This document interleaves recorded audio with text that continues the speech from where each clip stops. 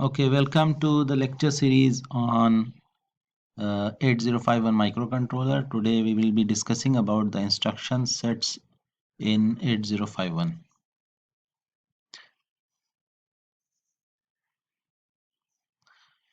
So basically, all the instructions of 8051 can be categorized into these uh, into these categories. So the first one is your data transfer instructions.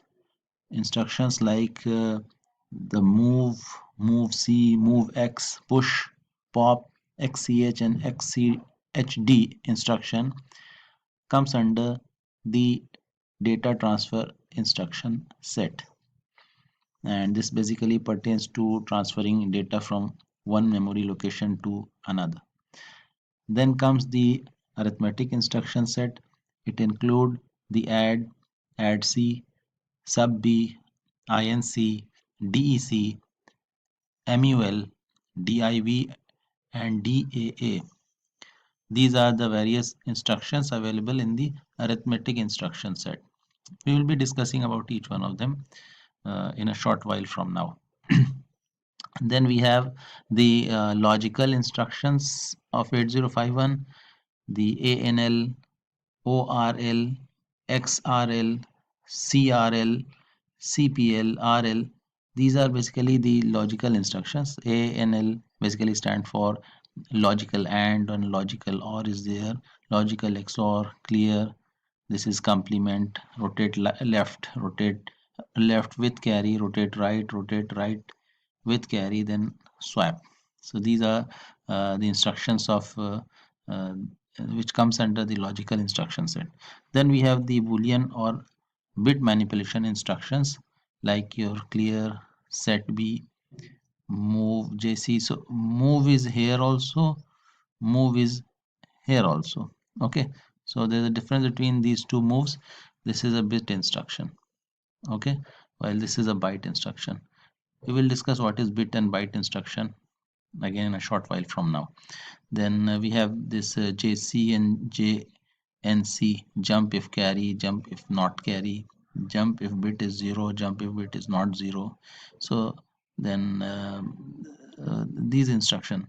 Okay, so again you could see here, sorry, ANL, logical AND is here, and uh, logical OR is there, CPL is there, complement. So these are again bit instructions.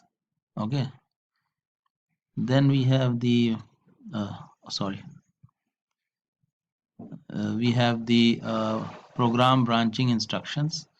The program branching instructions include the LJMP, okay, and long jump. This is long jump. Then AJMP, short jump is there, jump if 0, jump if not 0. So these are the various no operation, L call, long call, absolute call. So these are some of the instructions in the program branching.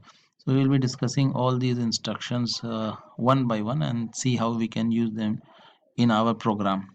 Okay, so in this particular lecture I will be concentrating on these two groups, the data transfer group and the arithmetic group, and then I will take up the other group in other video. Okay, so let's move. Before getting into the various instructions, let us see what are the opcodes that are associated with the instruction of 8051. Okay, so basically each of the instruction of 8051 has got an opcode. So instruction could be of 1 byte or 2 byte or 3 byte, or it may be even 4 bytes, but the opcode that is associated with the particular instruction is always of 1 byte, that is 8 bits. So you could see here, this is basically a table which through which you can find out what is the opcode associated with a particular instruction. Take for example the case of add instruction. So you could see adds appearing all the way from this point to this point.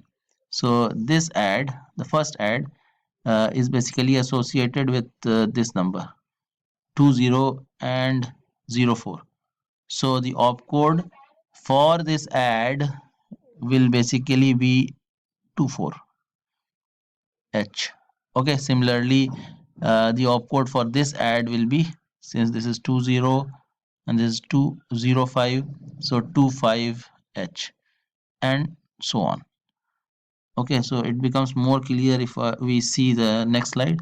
So why we are having different opcode for same add? So you see, add can be used in different ways. So there are different uh, what we call uh, the modes of instructions. Okay, addressing modes. So there could be a immediate data transfer with the help of this add instruction, or there could be uh, indirect addressing, or there could be register addressing, or there could be direct addressing associated with the add instruction. So each of them is having a different opcode. Okay, please remember that this is the code which basically resides in the memory of the 8051, the ROM of the 8051. The program, the assembly language you are which you are writing is not saved like that. It is first converted into the hex form, and it is basically the instruction is associated with the opcode, then data is again is having a hex value. So those things are stored in the memory of 8051. I hope it's clear now. So let's start with the data transfer instruction set. Okay, and we have not many. We have got move, move C, move X, push, pop, XCH, and XCHD instruction in the data transfer set. So let's start with the move. So move again can be used in multiple ways.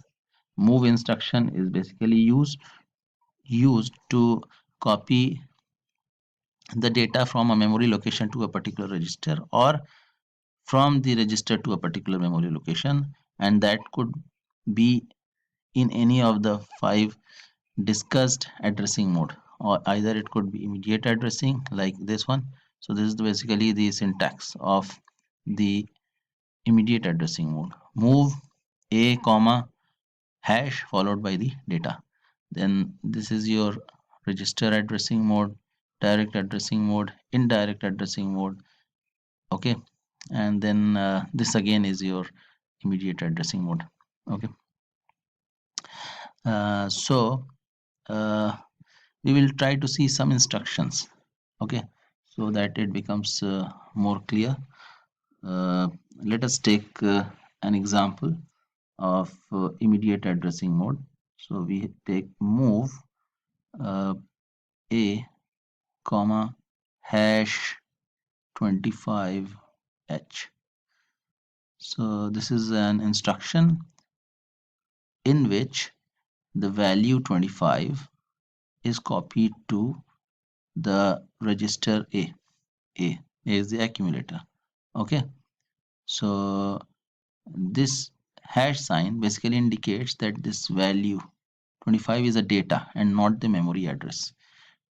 Okay, so after the execution of this instruction, A will be having a value of 25h. Fine. Now take another example. Move A comma say R0, and suppose that R0 is having a value of say 35h. So after the execution of this instruction, the value of R0 will be transferred to A. So A will be having 35h after the execution of this instruction. Take another example. Move A comma say 20h. Now this is an example of direct addressing. Okay, so 20h is a memory location now, it is not a data. And let us assume that 20 H is having a value of say 52H. Okay, so after this instruction, the content of 20, which is 52, this will be transferred to A. So A will now be having a value equals to 52H after the execution of this particular instruction. Take another example. Move A comma at the rate R naught. Okay, so R naught was having the value 35, and say 35, the memory location 35 is having a value equals to say 45H. So after this instruction, this is an indirect addressing mode. So in R0 we have got 35, and in memory location 35 we have got value 45. So after this instruction, A will be having the value 45. Okay, so basically this is acting as a pointer to the memory location of the number stored in R0. Okay, so these are the various forms of move instruction. Let us now see the move C instruction. Move C. Okay, so what is move C instruction? Move C instruction is basically used to transfer uh, data from ROM, from ROM, either internal or external. Okay, so uh, now one thing to note here is that uh, although code is saved in ROM, but sometimes some essential data are also saved in ROM. Okay, so to access those data, we need to have some instruction. Okay, I had given you an example of traffic lighting system wherein the values of 1, 2, 3, 4 that appears on the LCD need to have some code, and that has to be stored somewhere, and that is stored in ROM, and it is accessed with the help of this move C instruction. Okay, so move C instruction, uh, how we can use it? It normally is used like this: move C A comma at the rate A plus DPTR. So DPTR is the data pointer, and it is a 16-bit register. Basically it consists of two 8-bit registers, so DPH and DPL.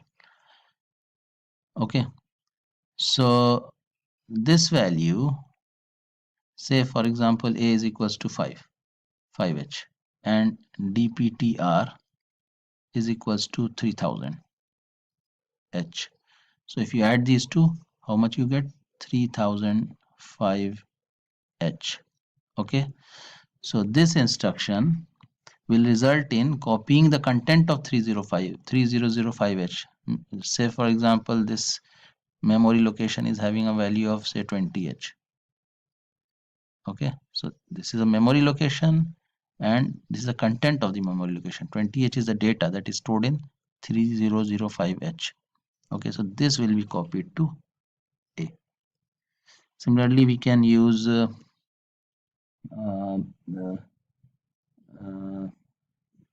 the next instruction is move X.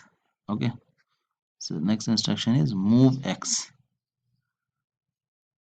One more thing I would like to point out with the move C instruction, that we can use it in this form also. We can use at the rate A plus the program counter.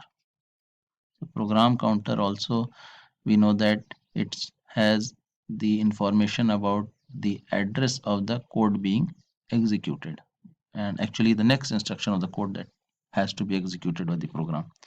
So we can use it in this form also. So now let's see move X. So move X instruction is used to uh, to again transfer data from external RAM.